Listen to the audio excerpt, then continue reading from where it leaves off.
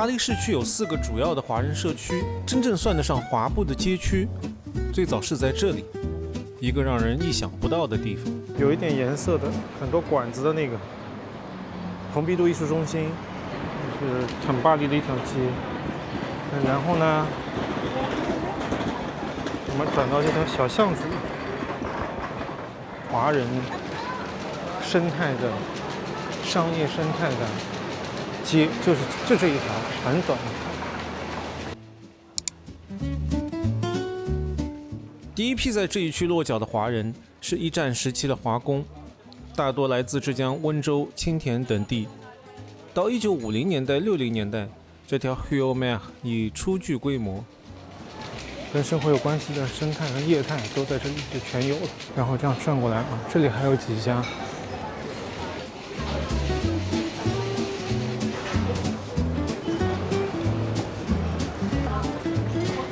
然后擴展到对面，你看，我們可以到街對面看一看，這家陳必入啊，就是溫州老闆開的。做批發的，像這樣的珠寶首飾啊、配件啊。為什麼說這是溫州人多的地方？你看看，法國溫州旅行社，非常明確的目標客戶群體。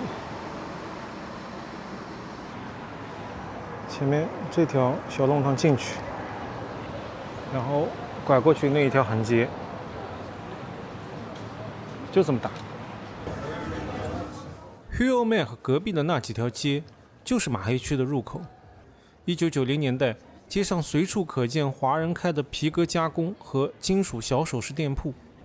直到巴黎北郊 Aubervilliers 批發城建成，大批商店搬遷，這些空出來的商店才被現代藝術畫廊、獨立設計師服裝店、精品咖啡館等取代。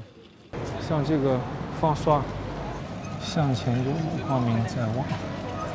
這一看就是一個中國人的店啊，這家應該是新的，我看的是年輕人在裡頭。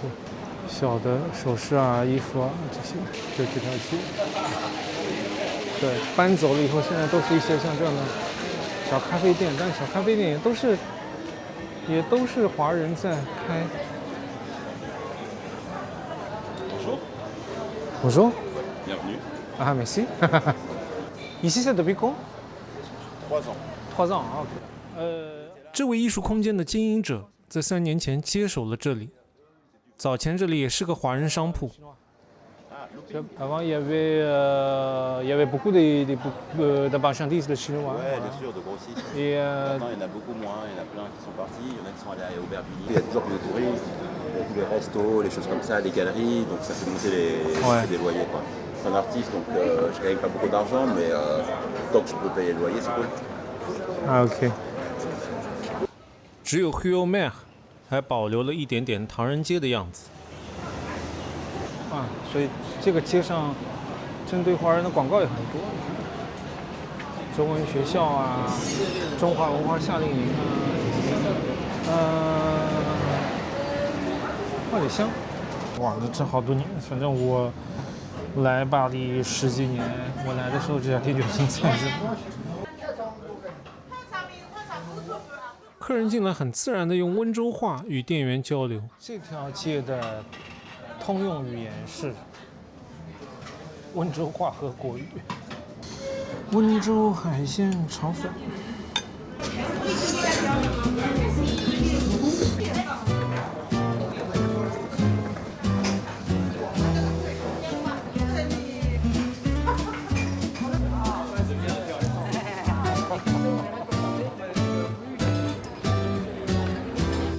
遇到一位10幾年前在這一區做餐飲生意的溫州大哥。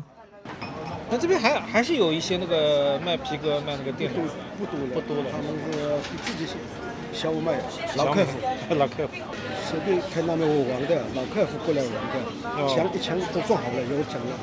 這裡房子裡的正統都是中國人。這個樓上。這上面這個上面很多都中國人，就這棟樓，就這棟樓。因為這個博物館，所以這一區就叫阿桑梅提。3區的阿桑梅提這裡的華人的商業街區就是這一條街。也沒有唐人街那個門，没有那個牌匾，它就是普通的一条街道。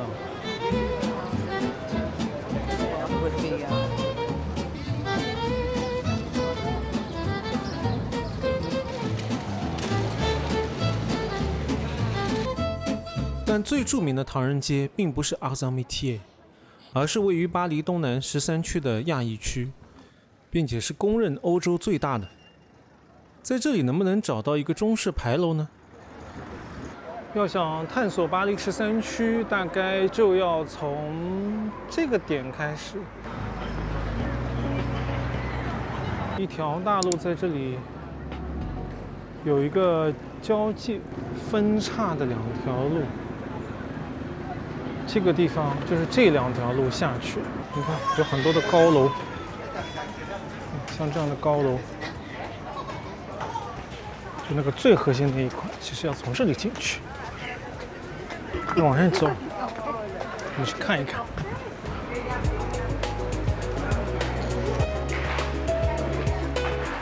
一般人不太会上來，也不太找得到。這個算是一個隱藏的 shopping mall， 但是是很多亞洲商業秒回東南亞。泰餐夜市，哇，養生馆都開了很多年了已經。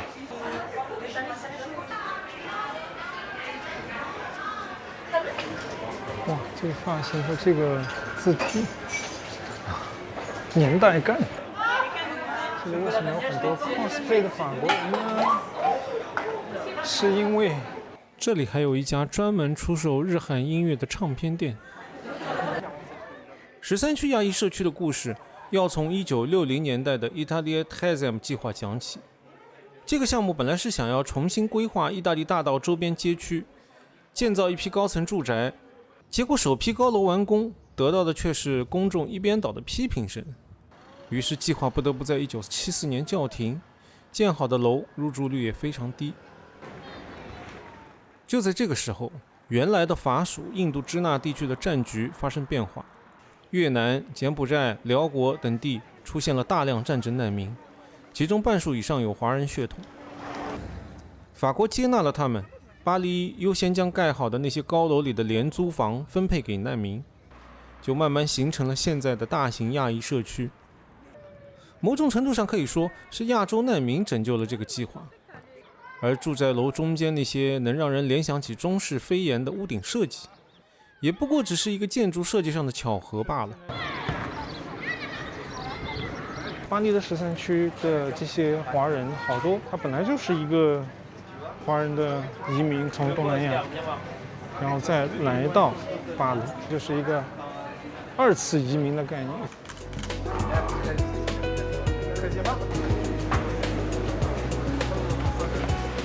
看後面那個酒店的名字，潮州城大酒樓，法國唯一一家中文字的麥當勞，教會中文學校。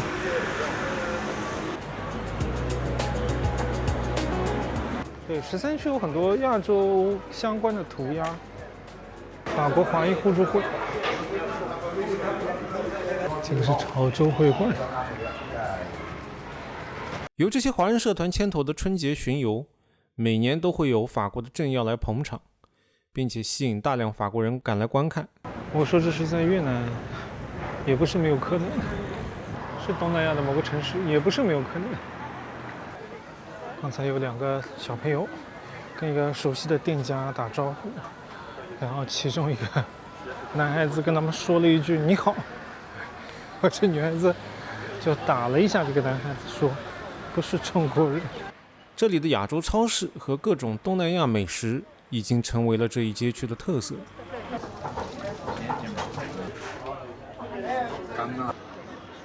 香茅雞，這個就非常東南亞特色，尤其是越南菜、泰國菜也是。冬陰功湯裡面也是香茅。像巴黎士多，像城市超市，我們應該叫亞超，賣的大部分的商品是比較偏東南亞口味的。巴黎的越南人的一个花车游行嘛，然后也是在巴黎13区这个地方，我们其實就講的是一個亞洲區。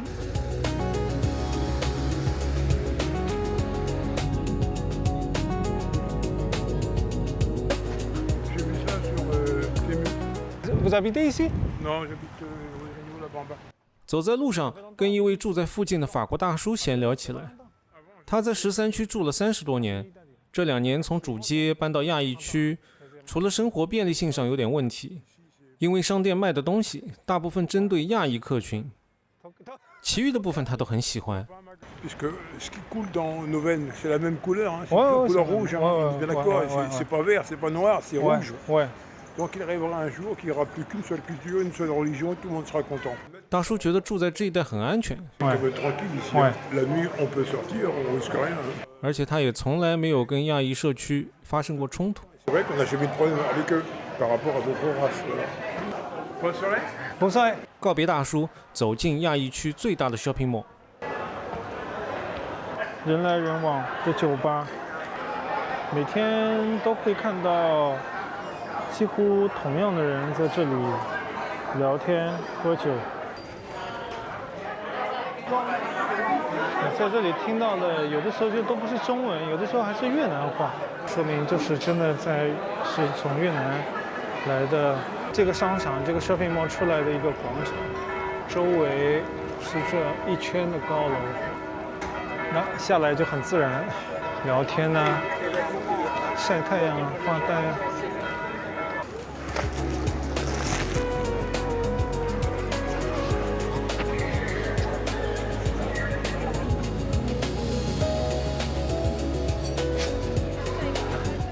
50社團大約是全世界所有華人社區的標誌。就算是在亞裔社區，學校的牆上也都掛着法蘭西的國家格言：自由、平等、博愛。無論是中學還是小學。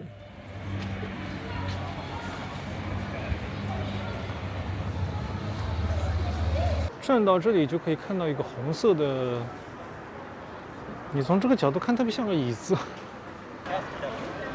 看不出來是個什麼東西。是3個獨立的金屬，紅色的，獨立的，像柱子一樣。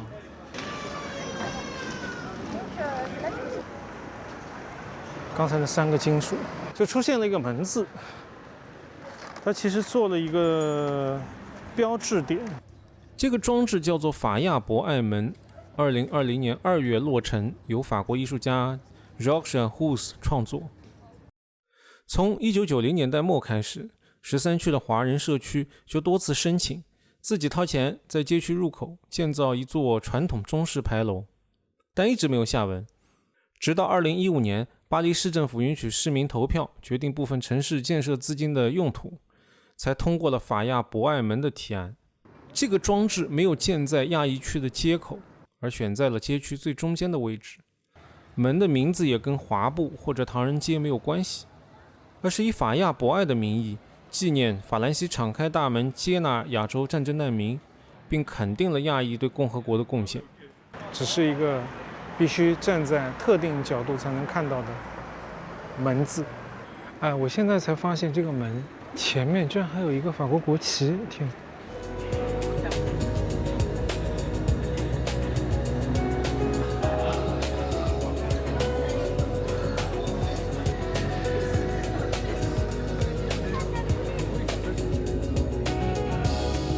在巴黎市區的東面，還有一個與13區齊名的亞裔社區，名字也很好聽，叫做美麗城。也許在這裡能找到中式牌樓。從臨近美麗城的地鐵站 Colonel Fabien 下車，哇，這一站出來綠化特別好，有一個大公園，奧斯曼建築，典型的巴黎的一個街區。往南朝着美麗城的方向走。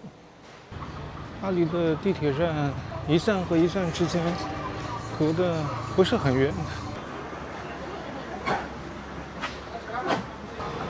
北非阿拉伯人、突尼斯、摩洛哥、阿爾及利亞混居在這裡的一個區。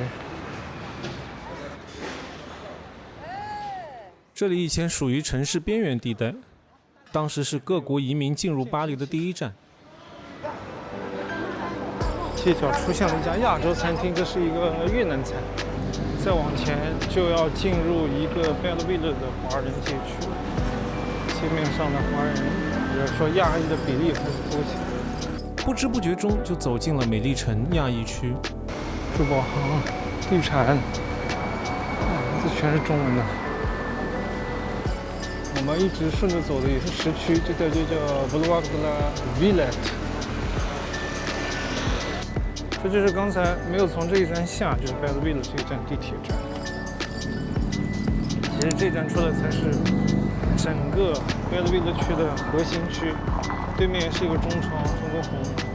再往下走，往這個方向再走，就沒有太多的華人的商業。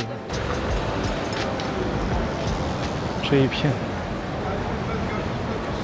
這個區呢，以前最早來的是東南亞的。華僑，因為60年代和70年代印度支那戰爭，到70、80年代後期就有好多的溫州人過來，然後在2000年左右呢，又來了很多的東北、溫州的好多餐廳，像這個明顯的寫着溫州牛雜粉，董事豆腐坊也是溫州人開的。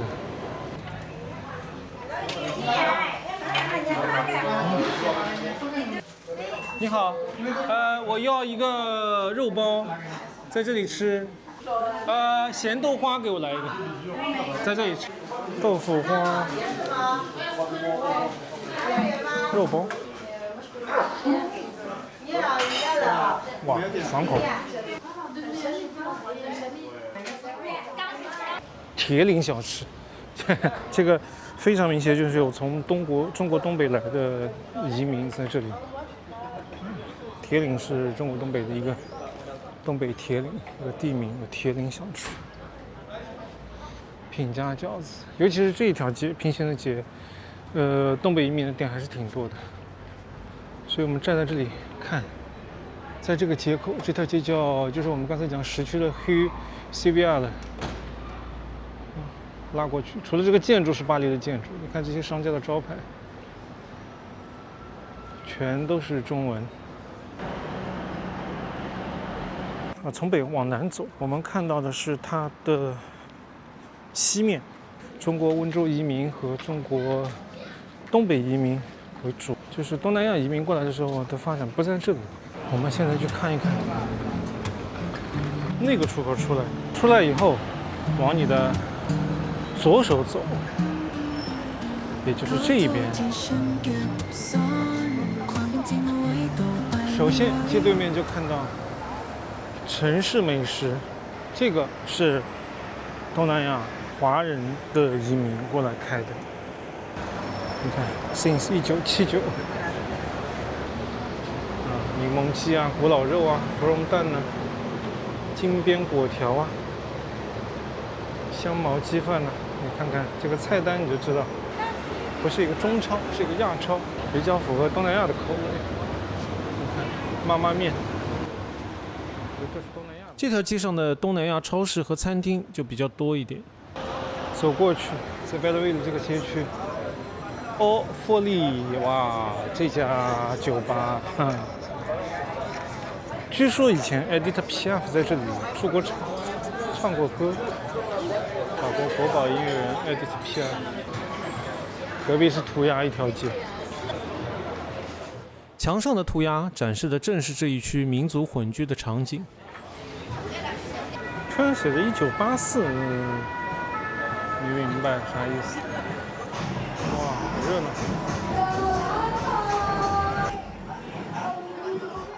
這一區經常會有一些很不亞洲的活動。上來會看到更多的太監寮和餐飲，所以Belleville的這個業態是從上面順下來，不是從下面發展上來的。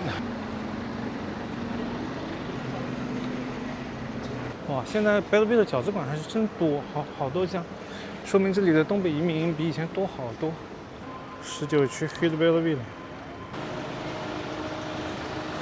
太简陋的餐廳都被這些餃子館啊、其他的業態給替換了。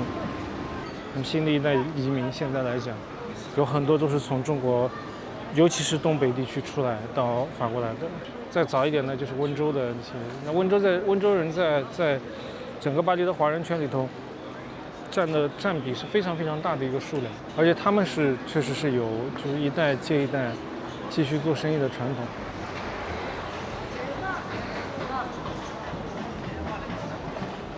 你們這開了多久？開了30多年。30多年。哦。36年，90幾年，90年。不知道，他媽媽開完，輪到他兒子開，就是36年。現在輪到女兒開。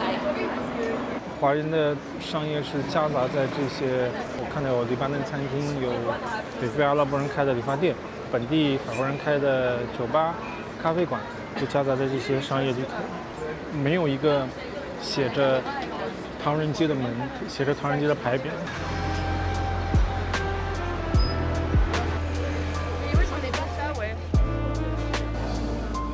巴黎市区的主要華人社區還剩下最後一個，是位於19區的克里米亞街區。這裡是最年輕的華人社區，但區政府裡有華裔副區長，也是我們尋找中式牌樓的最後希望。這條街叫阿巴尼的 Front， 在大街上不太看得出來有華人街區或者唐人街的痕跡，不是很明顯，因為這是一個應該講就是一個混居的區域。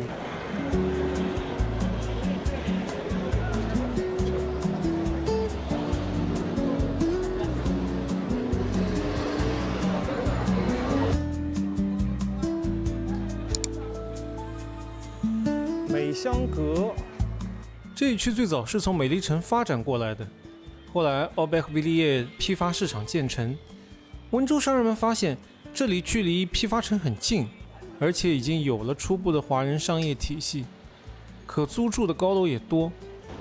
這是這一區19區亞洲商業相對比較集中的一條街，就是這條街叫 Rue Janville。就是我們看這些高樓大廈裡頭，就是都住着好多中國人。這裡很快就成了批發城的宿舍，街那邊也住了好多中國人，就這個地方。不過在克里米亞街區，亞洲商鋪是和北非、猶太、食品店、雜貨鋪混雜在一起的。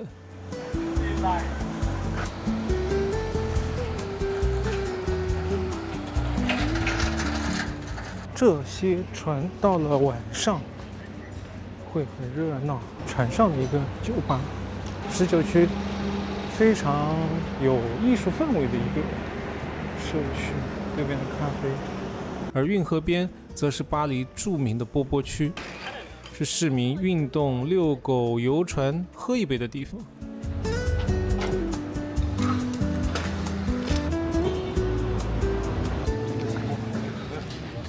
所以說巴黎沒有唐人街，歐洲最大的唐人街原來是個小東南亞。最像華埠的一條街，又藏在奧斯曼建築的夾縫裡，一不留神就錯過。巴黎不但沒有中式牌樓，官方更不會定義一個街區為 Chinatown， 那只是亞洲風情街區 Quartier Asiatique 而已。這是對華人的差別對待嗎？答案其實就寫在學校和所有公共部門的牆上 Liberté, Égalité, Fraternité。這個就是法國的政策，就是法國的自由、平等、博愛的政策。你可以是華人、阿拉伯人、印度人，吃本國傳統食物，慶祝各民族的節日，但一旦進入公共空間，就只有法蘭西人一種身份。這就是法國的核心立國原則：共和國不可分割。不管你是什麼族裔，不管你是從哪裡來的，你是法國的一部分。也正因為這3條，移民就可以和法國人一樣，享受同樣的全民醫保、失業救濟和免費義務教育。并且可以理直气壯地與一切偏見與不公抗爭。